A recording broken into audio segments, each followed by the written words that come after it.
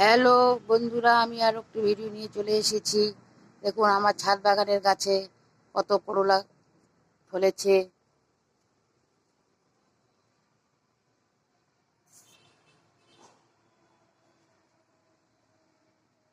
এই গাছটিকে সবসময় পরিচর্যা করতে হয়, তার জন্য এতগুলো করলা ফলেছে। দেখুন আমি একটা করলা পেকেও গিয়েছে। আমি করলাগুলোকে ছিঁড়ে নিচ্ছি।